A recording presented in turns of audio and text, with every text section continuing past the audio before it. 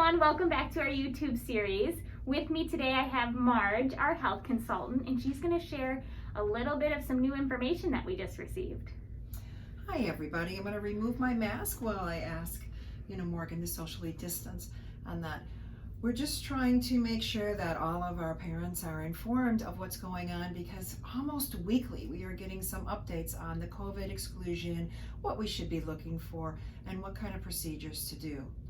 The best information is from Illinois Department of Public Health, and about every 2 weeks we get a new guidance. So if you go and Google Illinois Department of Public Health and look for guidance for schools and daycares, you will see a beautiful little chart that comes up and you can print it off. September 10th was the most recent. It has a decision tree in it which asks you questions and allows you to know exactly what we're looking at.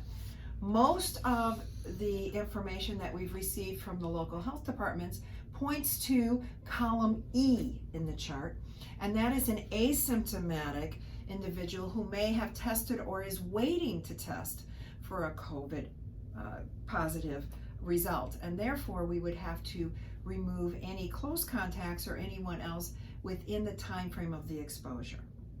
The other thing we also use very much out of Illinois Department of Public Health is the frequently asked questions. Now this is a 12-page document. The nice thing about it is every time they update it, they'll tell you the date in red, and they will indeed provide different colors on it so you can see what has changed over the past week or two.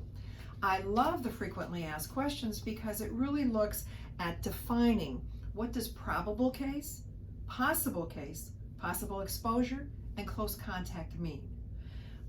Again, we just thank you so much for your best practices here, which shows that you are using masks, social distancing, and what we would like to call hand hygiene and respiratory etiquette. That means we're washing hands, we're making sure that we are using hand sanitizer when that's not available or as a bonus. Besides the masks, we are wearing them indoors and outdoors as per the mandate here in Illinois.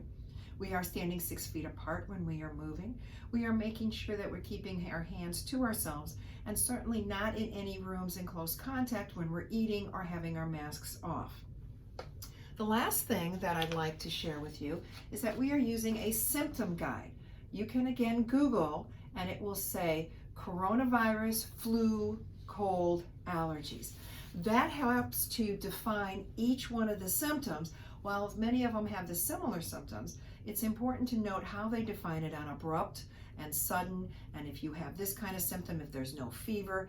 And as always, we recommend that you contact your own physician or your child's physician for an evaluation. When you receive a message from the health department, you may be a close contact and you need to self-quarantine. It's also important to reach out to your physician for an evaluation. He can determine if you or your child need to be tested, are just having an alternate diagnosis, or can receive a release from quarantine letter. Thank you so much for listening to us today about the health practices we do here at KLA Schools. Of course. And thank you. Thanks, Miss Marge.